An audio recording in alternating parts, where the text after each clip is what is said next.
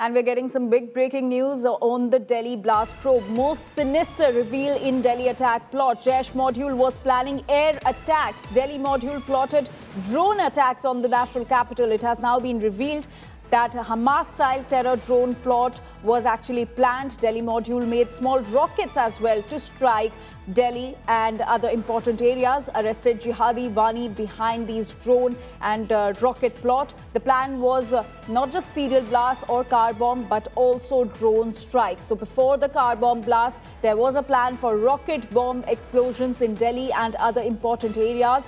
In this deadly conspiracy, the terrorists were looking to take the help of several technical experts. The National Investigation Agency is probing this matter.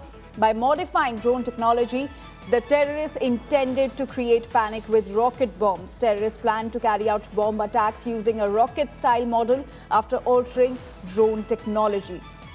So that's the big update and development that is coming in as far as the Delhi blast probe is concerned.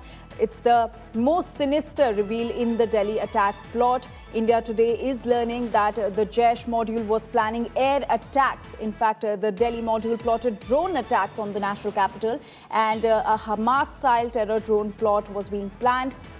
The Delhi module even made small rockets to strike Delhi and other important areas. Arrested jihadi Wani behind this drone and rocket plot.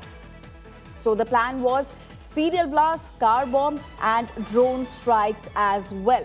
My colleague Himanshu Mishra is now joining us with more details on this. Himanshu, बहुत बड़ी खबर सामने आ रही है कि ना सिर्फ car bomb या फिर सीरियल ब्लास्ट बल्कि ड्रोन स्ट्राइक्स का प्लान बनाया गया था जैश आतंकियों के द्वारा दिल्ली में करने के लिए, जिसके लिए उन्होंने कई रॉकेट्स भी बनाए थे। और क्या जानकारी मिल रही है इस पे?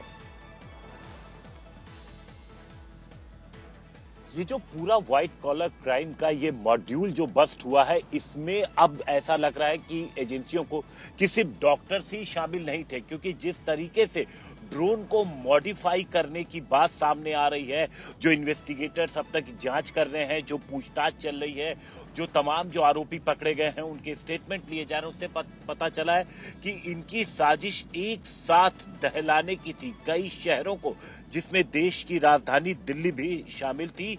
और इसमें अब डॉक्टर्स के अलावा ऐसा अंदेशा है कि इंजीनियर्स भी हो सकते हैं, क्योंकि मॉडिफाई करना ये कोई आम बात नहीं है। इसके पीछे प्लानिंग, एक लंबी प्लानिंग नजर आ रही है, जिसमें कई सारे लोगों के शामिल होने की बात है। और इसके अब तक देखिए जो 10 के करीब गिरफ्तारियां हुई हैं, लेकिन ऐसा लग रहा है कि ये जो मॉड्यूल है, इस मॉड्यूल को बड़े लेवल पे कई शहरों में लोकल सपोर्ट भी मिला। जो स्लीपर सेल हैं उनका सपोर्ट मिला। हमने देखा कि किस तरीके से जब फरीदाबाद में रेड्स शुरू हुई तो एक के बाद एक चेहरे सामने आते गए, और अब जिस तरीके से इस मॉड्यूल को देखा जा रहा है कि पैन इंडिया फैला हुआ था, कई जगहों पर रेड की गई, अरेस्टिंग हुई, लेकिन जो नए खुलासे हैं वो बेहद डराने वाले हैं।